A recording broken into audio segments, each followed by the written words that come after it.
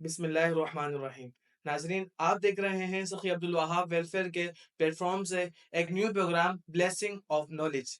آئیے ہمارے آج مہمان مفتی شاہد صاحب موجود ہیں۔ آئیے ان سے ہم کچھ سوالات کرتے ہیں کہ حضرت ہمیں بتائیے کہ ہمیں کس طرح کے دوست بنانا چاہیے، اچھے یا برے؟ کیا لڑکیاں بھی دوست ہو سکتی ہیں کیا؟ دوستی کے حوالے سے اسلام کے اندر کانسیپٹ موجود ہے، اور اگر ہم اپنے معاشرے کے اندر دیکھتے ہیں تو آج ہر شخص کا کوئی نہ کوئی دوست ہوتا ہی ہے، لیکن آپ نے دوست کیسا بنانا ہے، کون سا دوست آپ کا ہونا چاہیے، اسلام ہماری اس بارے میں کیا رہنمائی کرتا ہے؟ حدیث پاک میں حضور نبی پاک صلی اللہ علیہ وسلم نے ارشاد فرمایا، المرء علی دین خلیلہ فلینظر احدکم من یخالل۔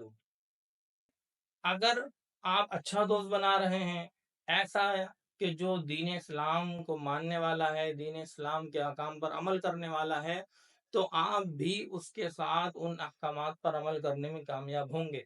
اور اگر آپ نے ایسا دوست بنا لیا کہ جو دین اسلام سے مطمئن ہی نہیں ہے، اور پھر وہ شخص آپ کے ساتھ اٹھتا ہے بیٹھتا ہے، تو آپ یقیناً اس کے دوست ہیں، آپ اس سے محبت کرتے ہیں، تو کہیں ایسا نہ ہو کہ آپ اس کے دین سے بھی محبت کرنے لگ جائیں اور پھر وہ آپ کو دین اسلام سے دور کر دے۔ کیونکہ یہ دوستی دنیا کے اندر جو دوستی کی جا رہی ہے، یہ دوستی یہ بعض اوقات تو صرف دنیاوی ہی اعتبار سے کی جا رہی ہوتی ہے۔ دوست بنایا جاتا ہے مال حاصل کرنے کے لیے، دوست بنایا جاتا ہے اپنا کام نکلوانے کے لیے، تو یہ دوستی دنیا میں شاید کام آ جائے لیکن آخرت میں کام نہیں آئے گی، بلکہ قیامت کے دن کے لیے تو یہ بات بھی فرمائی گئی ہے۔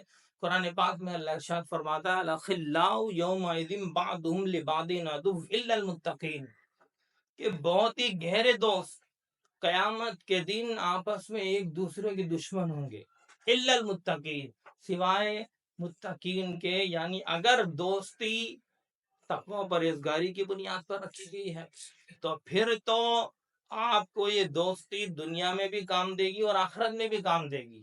لیکن اگر یہی دوستی آپ دنیا میں کر رہے ہیں لیکن تقوی کی بنیاد پر نہیں ہے، بلکہ صرف اور صرف دنیاوی لیول کے اعتبار سے آپ کی دوستی ہے، تو پھر آپ یاد رکھیے گا یہ آپ کو قیامت کے دن کام نہیں دے گی، بلکہ بعض دوستیاں تو قیامت کے دن نقصان دہ ہوں گی۔ قرآن پاک کی آیت کریمہ میں ہے، تفسیر میں واقعہ موجود ہے، عقبہ بن معیط یہ مکہ کافر تھا، جس اسلام کی طرف آنے لگا اور پھر اسلام لے بھی آیا تھا، تو اس کا جو دوست تھا امیہ بن خلف، اس نے اس کو ورگلایا اور یہ دین اسلام سے پھر گیا۔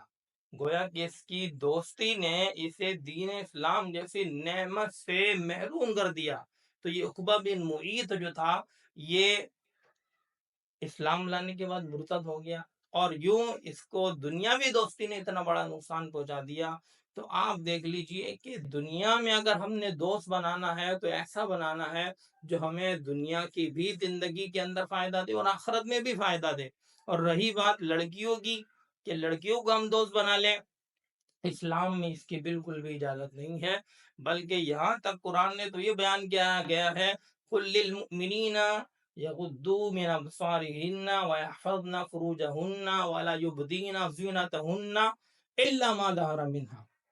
قرآن تو یہ کہہ رہا ہے کہ عورتیں اپنی آنکھیں نیچے رکھیں، یعنی لڑکی کو یہ چاہیے کہ وہ اپنی آنکھوں کو نیچے رکھے گی، نہ یہ کہ اب آپ تو ہاتھ ملانے کی بات کر رہے ہیں کہ میں دوستی کر رہا ہوں ابھی ایک نہ محرم شخص سے جس کو میں جانتی نہیں ہوں پہچانتی نہیں ہوں، ایسے شخص سے اگر کوئی لڑکی دوستی کرے گی تو آپ بتائیں اس کا حال کیا ہوگا۔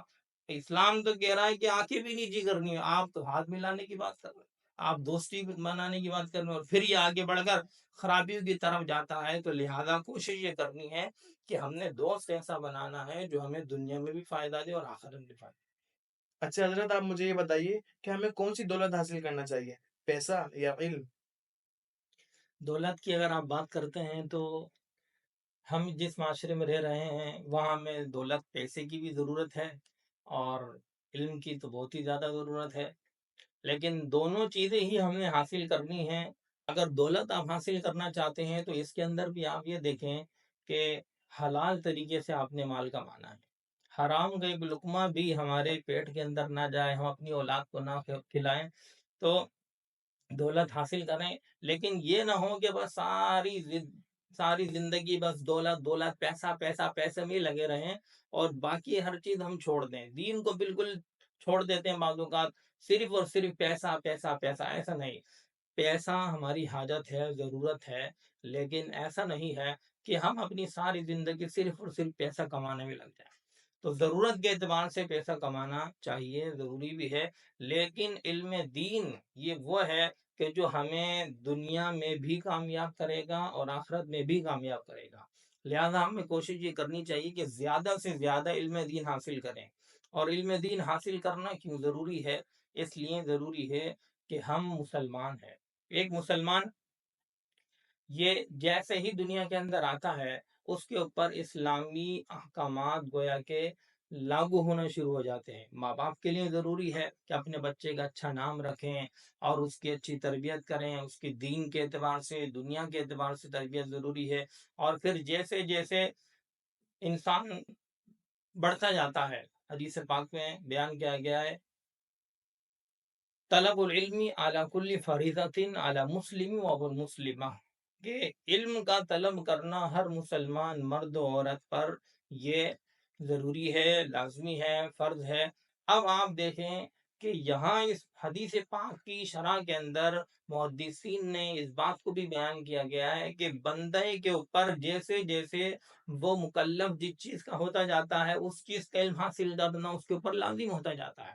मिसाल के तौर पे अगर बालिग हो गया, अब बलूगत के मसाइल सीखना उसके ऊपर फ़र्ज़ है, पाकी, नापाकी के मसाइल हैं, नमाज़ फ़र्ज़ हो गई, नमाज़ के मसाइल सीखना उसके ऊपर लाज़िम हो जाएगा। इसी तरह आगे बढ़ता जाए, अगर कोई शख़्स जो है पैसा कमाता है, कोई कारोबार करता है, काम करता है, तो अब वो काम उसने कैसे करना है, ठीक है? हलाल तरीके से कमाना है, क्या काम करेगा, क्या नहीं करेगा, इसके मसाइल सीखने उसके ऊपर लाज़िम हो जाएगा। इसी तरह आगे चलता है, शादी करता है, शादी में निकाह के मसाइल हैं, तलाक के मसाइल हैं।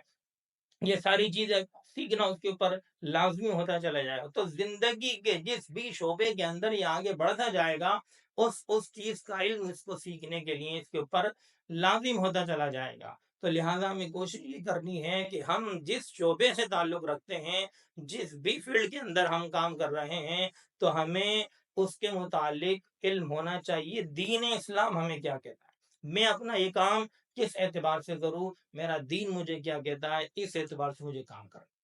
अच्छा हज़रत आपने फ़रमाया कि इल्म हासिल करना चाहिए। तो मेरा सवाल ये है कि किससे सीखना चाहिए और कौन-सा इल्म सीखना चाहिए? इल्म किससे सीखना चाहिए? आप ये देख लें कि बात आ रही है यहाँ पे इल्म दीन की। अब आप इल्म दीन सीखना है तो आप मुझे ये बताएँ, क्या आप इल्म दीन सीखने के लिए किसी प्लम्बर भाई के पास जाएँगे? किसी डॉक्टर के पास जाएँगे या बिल्कुल। किसी ड्राइवर के पास जाएँगे। आपने इल्म दीन सीखना है तो यकीनन इल्म दीन सीखने के लिए आप एक आलिम के पास ही जाएँगे। जी, जी। आलिम से ही इल्म दीन सीखा जाएगा और आलिम भी ऐसा हो जो मोतबर आलिम दीन हो, वाक़ई आलिम दीन हो। आजकल के लोग नहीं कि जो फ़ेसबुक के ऊपर बैठकर, यूट्यूब पर बैठकर दीन के अंदर बिगाड़ पैदा कर रहे हैं और अपने पास से दीन के अंदर ऐसी-ऐसी नई-नई बातें जो बयान कर रहे हैं कि जिनका ना कोई सर होता है, ना कोई पैर होता है। कुरान और हदीस में बात है ही नहीं। आप बैठकर यूट्यूब पर से इल्म दीन सीखें, आप बैठकर फ़ेसबुक पर आने वाले शख़्स से इल्म दीन सीखेंगे, तो वो क्या बयान कर रहा है? आपको कैसे पता चलेगा कि वो सही है या गलत है? आपको इल्म दीन सीखने के लिए एक आलिम के पास जाना पड़ेगा। आलिम के पास जाकर आप इल्म दीन सीखेंगे, वही दुरुस्त राह होगी। ऐसे ही किसी से भी शख़्स से आप इल्म दीन सीखेंगे, तो वो आपको यकीनन भटकाएगा ही सीधे रास्ते से, सीधी राह से आपको दूरी करेगा, सीधे रास्ते पर कभी भी नहीं लेके जा सकता है। इल्म दीन सीखने के लिए आप किसी ऐसे इदारे का इंतख़ाब करें कि जो वाक़ई मुस्तनद इदारा है और जहाँ पर इल्म दीन के साथ-साथ दुनियावी तालीम भी हो तो बहुत ही अच्छा है कि आपका बच्चा दुनियावी तालीम भी हासिल करे और दीनी तालीम भी हासिल करे और आप खुद भी ज़्यादा से ज़्यादा इल्म दीन सीख सकें। तो माहिर लोगों की कमी दुनिया के अंदर नहीं है। الحمدللہ اس وقت بھی بے شمار علماء موجود ہیں، بے شمار مفتیان کرام موجود ہیں جو مستند بات کرتے ہیں اور درست بات کر کے لوگوں کی رہنمائی کر رہے ہیں۔ تو لہٰذا ہم نے علم دین سیکھنا ہے تو مستند لوگوں سے ہی سیکھنا ہے، کسی ایرے گیرے کے پاس آپ کو علم دین سیکھنے کے لیے جانے کی ضرورت نہیں ہے۔ حضرت نالج تو سب نیٹ پر موجود ہے، اگر ابھی ہم ڈھونڈنا چاہیں تو ابھی بھی مل جائے گی، تو پھر مفتیان کرام کیا نالج دے رہے ہیں؟ دیکھیں یہ بات جو آپ کی ہے کہ نیٹ پر ہر چیز موجود ہے، میں آپ کی سب سے پہلے تو اس بات سے متفق نہیں ہوں کہ دین کے معاملے میں آپ اگر کہیں کہ نیٹ پر دین کی ہر چیز آپ کو مل جائے گی، ایسا نہیں ہے۔ بہت سارے ایسے مسائل ہیں کہ جو آپ کو گوگل پہ نہیں ملیں گے۔ گوگل پہ صرف وہی چیز ملے گی جو وہاں ڈالی گئی ہے، ہر چیز آپ کو وہاں پر نہیں ملے گی۔ اب رہی بات یہ کہ چلو بھائی نیٹ پہ بہت ساری چیزیں موجود ہیں، مفتیان اکرام کی کیا ضرورت ہے؟ آپ مجھے بتائیے، ایک ڈاکٹر کے پاس آپ جاتے ہیں، دوائی کس مرض کی کون سی ہے، کیا یہ نیٹ پہ موجود نہیں ہے؟ موجود ہے، ٹھیک ہے۔ ہر مرض کی آپ کو نیٹ کے اوپر دوائی مل جائے گی، آپ سرچ کر لیں، تو آپ کو کیا ضرورت ہے وہی ڈاکٹر کے پاس جانے کی؟ آپ نہیں جائیں، سرچ کریں اور پھر اپنی وہ دوائی نکالے کھا جائیں۔ آپ نہیں جی، ایسا نہیں کریں گے آپ، بلکہ آپ ڈاکٹر کے پاس جاتے ہیں، کیوں جا رہے ہیں؟ کیونکہ آپ کو پتا نہیں ہے کہ جو دوائی کھا رہا ہوں اس سے فائدہ ہوگا بھی یا نہیں ہوگا۔ اور وہ ڈاکٹر، آپ کو پتا ہے آج بہت سارے ڈاکٹر ایسے ہیں کہ جو اسپیشلسٹ ہوتے ہیں ہر چیز کے اندر۔ دماغ کا ڈاکٹر آپ کو الگ ملے گا، ہڈیوں کا الگ ملے گا، نزلہ کھانسی کا الگ ملے گا۔ تو آپ ان کے پاس کیوں جا رہے ہیں؟ اس لیے جا رہے ہیں وہ اسپیشلسٹ ہیں، انہوں نے اس کے اندر مہارت حاصل کی ہے، حالانکہ وہ چیزیں نیٹ کے اوپر بھی موجود ہیں۔ تو لہذا آپ کو نیٹ کے اوپر جو چیز موجود ہے وہ اتھینٹک ہے ایسا ضروری نہیں ہے، ٹھیک ہے۔ جو مواد وہاں پر ڈالا گیا ہے نیٹ کے اوپر دین کے اعتبار سے، آپ مجھے بتائیں کہ آپ کو کیسے پتہ چلے کہ درست ہے یا غلط ہے؟ وہاں تو وہی چیز ہے جو بندے نے ڈال دی وہ مل جائے گی آپ کو، ٹھیک ہے۔ لیکن صحیح مواد، صحیح دین کی بات کیا ہے، وہ آپ کو مفتیان کرام ہی بتائیں گے، وہ ماہر مفتیان کرام کے جنہوں نے اپنی ساری زندگی اس دین کو حاصل کرنے میں اور اس کو پھیلانے میں وقف کر دی ہے۔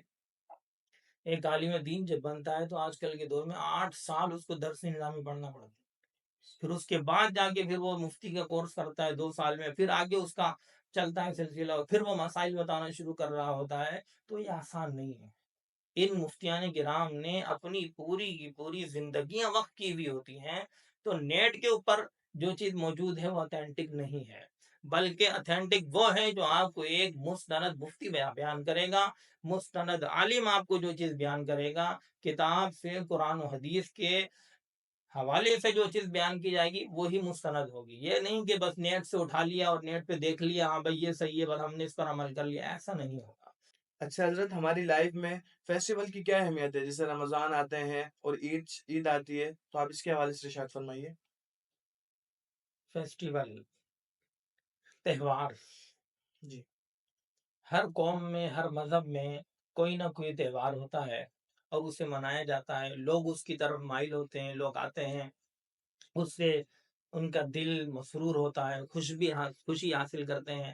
الحمدللہ مسلمانوں کے اندر بھی تہوار ہیں، اور جو دیگر مذاہب میں آپ دیکھ لیں، ہندوؤں کے اندر ہولی کا تہوار ہے اور کرسمس ڈے کا بھی تہوار منایا جاتا ہے عیسائیوں کے اندر۔ لیکن ہمارے جو تہوار ہیں الحمدللہ مسلمانوں کے ایسے تہوار ہیں کہ جس کے اندر اللہ اس کے رسول کی رضا شامل ہوتی ہے۔ حضور نبی پاک صلی اللہ علیہ وسلم جب مکے سے ہجرت کر کے مدینے تشریف لائے تو آپ نے دیکھا کہ مدینے والوں کو ایک دن منا رہے ہیں، بڑی خوشی کا دن منا رہے ہیں، اور خوب کھیل کود کر رہے ہیں، لاہ و لعب ہے اور خوب تماشا لگایا پڑا ہے۔ تو حضور صلی اللہ علیہ وسلم نے جب ان لوگوں سے پوچھا کہ بھائی آپ یہ کیا کر رہے ہیں، تو لوگوں نے بتایا کہ ایک دن منایا ہوا، اس میں ہم خود خوشی مناتے ہیں، کھیلتے ہیں، کودتے ہیں۔ تو حضور علیہ الصلوۃ والسلام نے اس موقع پر ارشاد فرمایا کہ اللہ تبارک و تعالی نے تمہیں 2 تہوار دے دیے، ایک عید کا ہے اور ایک بقرہ عید کا ہے۔ ابھی الحمدللہ رمضان ہے، رمضان المبارک کے اندر روزے ہم رکھ رہے ہیں، گویا کہ یہ بھی ایک تہوار ہی ہے کہ سارے مسلمان اکٹھے ہو کر، آپ دیکھیں ویسے اگر عام دن میں کسی کو کہا جائے روزہ رکھنے کو، روزہ رکھے گا؟ نہیں رکھتا۔ لیکن رمضان المبارک کا دن آ جاتا ہے، آپ دیکھیں لوگ روزے بھی رکھ رہے ہیں، نمازیں بھی رکھ رہے ہیں، نمازیں بھی پڑھ رہے ہیں، روزے بھی رکھ رہے ہیں، اور قرآن پاک کی تلاوت میں بھی مشغول ہو گئے ہیں، اور پھر آپ صدقہ خیرات میں بھی ہیں، زکوٰۃ بھی دی جا رہی ہے، فطرے بھی ادا کیے جا رہے ہیں۔ تو یہ ساری نیکیاں گویا کہ ایک رمضان المبارک کے مہینے کے آنے کی وجہ سے شروع ہو جاتی ہیں۔ تو یہ کیا ہے؟ یہ تہوار ہی ہے۔ بہت سارے تہوار الحمدللہ ویسے دیکھا جائے تو ہمارے اسلام کے اندر، لیکن یہ وہ تہوار ہیں کہ جس کے اندر کوئی کھیل کود نہیں ہے، کوئی تماشا نہیں ہے، بلکہ اللہ اس کے رسول کی رضا شامل ہے، اور اس کو منانے کے اندر ثواب بھی ہے۔ عید کا دن خوشی کا دن ہے، منانے کا حکم دیا گیا ہے کہ آپ عید کے دن خوشی کا دن منائیں، اور پھر عید کے دن کے اندر خوشی کا اظہار کریں۔ اور رب کائنات جل وعلا نے خود قرآن پاک میں بھی ارشاد فرمایا ہے کہ خوشی منائی جائے، قل بفضل اللہ و برحمتہ فبذلک فلیفرحوا۔ اے محبوب آپ فرما دیجئے کہ اللہ کی رحمت اور اس کے فضل پر چاہیے کہ خوشی منائیں، تو خوشی منانے کا قرآن پاک میں بھی حکم دیا گیا ہے۔ تو تہوار ہیں، لیکن وہی تہوار منایا جائے گا جو قرآن و حدیث کے مطابق ہوگا، جو اللہ اس کے رسول کے فرمان کے مطابق ہوگا، اسلام کے دائرے کے اندر ہوگا، اسی تہوار کو منانے کی اجازت ہوگی۔ جو عام رسومات الٹی سیدھی ہیں ان کی اسلام میں اجازت نہیں ہے۔ جزاک اللہ حضرت، ہماری نالج میں اور اضافہ ہوا۔ ناظرین، اگر آپ بھی چاہتے ہیں کہ آپ کے سوال بھی اس پروگرام میں شامل کیے جائیں تو آپ اسکرین پہ دیے ہوئے نمبر پر آڈیو کی صورت میں، ویڈیو کی صورت میں اور SMS کی صورت میں بھیج سکتے ہیں۔ انشاءاللہ اس پروگرام میں آپ کے سوال کو شامل کیا جائے گا۔ جزاک اللہ خیر۔